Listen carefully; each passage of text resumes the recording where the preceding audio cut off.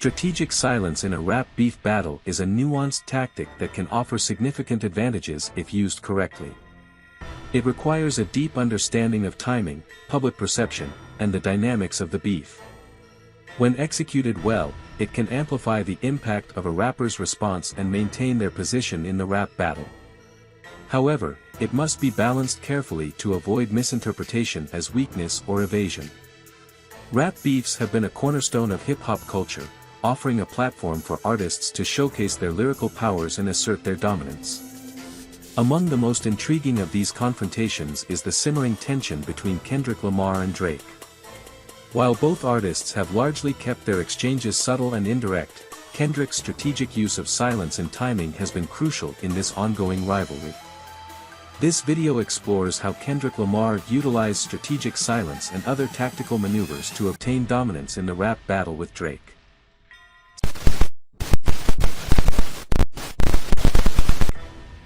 Since the birth of hip-hop, rap beefs have been a part of the culture. Lyrical combat between MCs is one of the defining aspects of rap music as a test of skill. In the embryonic stages of MCing, the battles took place in ciphers, clubs, and later on, in records where they would take on lives of their own. Whether in music or today in social media platforms, these beefs can change the perception of an artist by the audience overnight. One of the earliest and most infamous rap battles occurred in 1981 in New York City between Kool Moe Dee vs Busy Bee Starski. Having earned a reputation as a party rapper who knew how to work for the crowd, Busy Bee came on stage and did his usual routine at the Harlem World Christmas celebration and threw some shade at Moe Dee and others during his set, saying he could not be defeated. Busy was in for a surprise when Kool Moe Dee, a member of the Treacherous Three, took the stage and let loose one of the most lethal diss verses ever. While hip-hop was still a New York-based phenomenon, Kool Moe Dee's battle rhymes, lyrical dexterity, and rapid-fire delivery introduced a change of the guard, and his motif of MCing in dissing rappers would have an undeniable influence on the next generation of MCs. From the Treacherous Three MCs! In the context of a rap beef battle, strategic silence can be a potent tool for various tactical reasons. Here are several ways rappers can employ strategic silence during a rap beef. Generating hype. By not immediately responding to a diss track, a rapper can build anticipation among fans and the media. This silence can create a buzz, making the eventual response more impactful. Keep the opponent guessing. The lack of a quick reply can leave the opposing rapper uncertain about the next move, possibly causing them to second-guess their own strategy. Choosing the right moment, a well-timed response can seize control of the narrative. Waiting for the opponent to make more moves can provide more material to address and counter effectively. Assessing the situation, taking time to craft a response allows for a more considered and strategic approach. Not rushing to respond can be seen as a sign of confidence. It suggests that the rapper is not rattled and is in control of the situation. Avoiding seeming desperate, immediate responses can sometimes come off as desperate or overly reactive, while silence can convey a sense of superiority and poise. Allowing your opponent to remain exhausted. By remaining silent, a rapper might let the opponent continue to release tracks, potentially exhausting their best material and exposing weaknesses or inconsistencies. Silence provides the opportunity to observe and analyze any mistakes or miscalculations the opponent makes in their tracks. Kendrick employs all of the strategies I've discussed to outwit his rival rap artists. In Carter, my reply is that I can't stay away from the bosses. Got the bidding war popping like an auction. 5 or 10 labels like what he hitting for, 7 zeros or more. Remember having Aftermath sitting on my door. Money in front of me, I couldn't open the door. The tension between Kendrick Lamar and Drake began to escalate after Kendrick's verse on Big Sean's Control in 2013. In his verse, Kendrick name-dropped several rappers, including Drake, and challenged them to elevate their craft. This bold move immediately put Kendrick in the spotlight and set the stage for a competitive rivalry. Drake, known for his introspective and commercially successful tracks, was indirectly put on notice. Following the Control, many expected an immediate and fiery response from Drake. However, Kendrick chose not to follow up with further disses or direct confrontations. This strategic silence served multiple purposes. Kendrick's silence left fans and the media in suspense, eagerly awaiting his next move. This anticipation kept the focus on Kendrick, enhancing his mystique and keeping the narrative in his favor.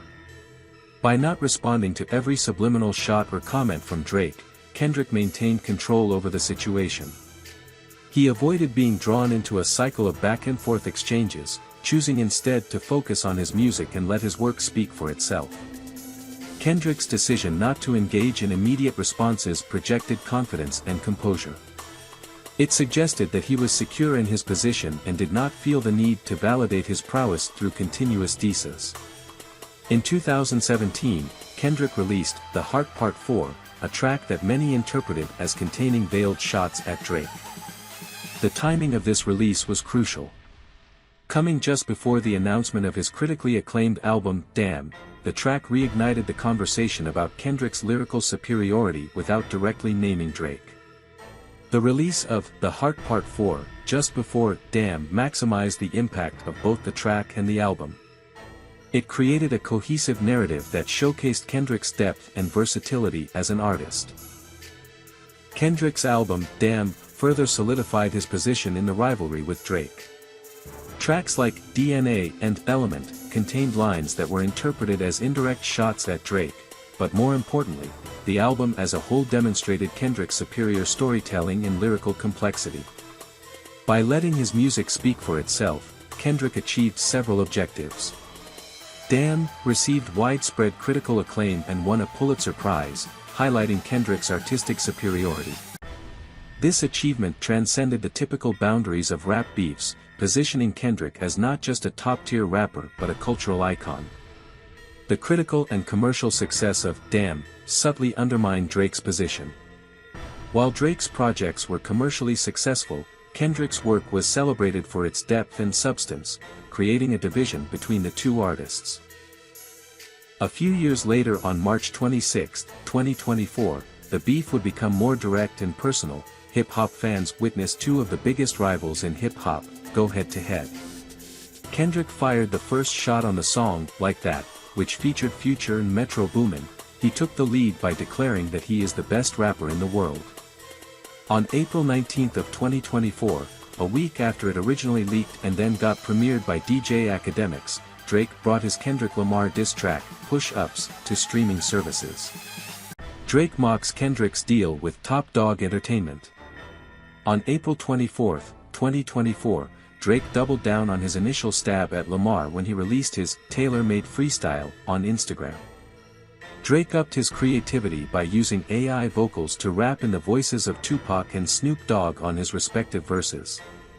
By playing the role of Kendrick's influences, Drake expressed disappointment in Kendrick because he hadn't yet responded to Push Ups.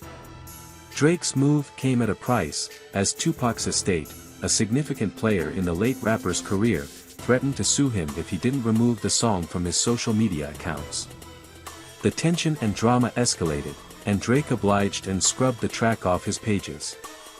On April 30, 2024, Kendrick Lamar finally released his comeback track, Euphoria.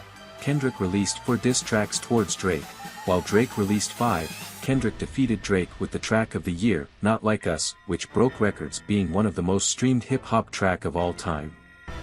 Kendrick Lamar's approach to his rivalry with Drake is a masterclass in strategic silence, timing, and precision.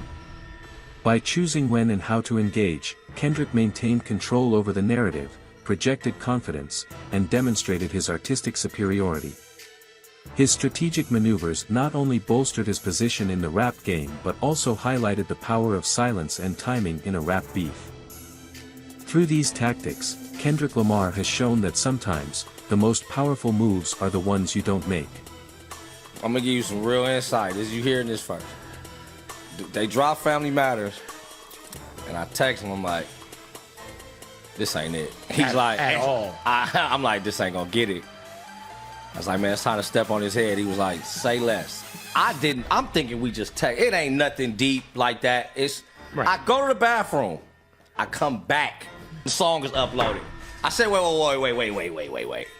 I text him like, you already, he's like, man, I've been waiting for this to drop something. So he didn't even know what he was going against. Man, Drake shot a video and all this. Man, that boy was sitting at the Dodge crib. Caravan. Boom, boom. You listen. Suck the life out of the whole moment for Drake. Sometimes you just gotta know what to do and what not to do. Thank you for watching. Please like the video and subscribe to the channel for more upcoming videos.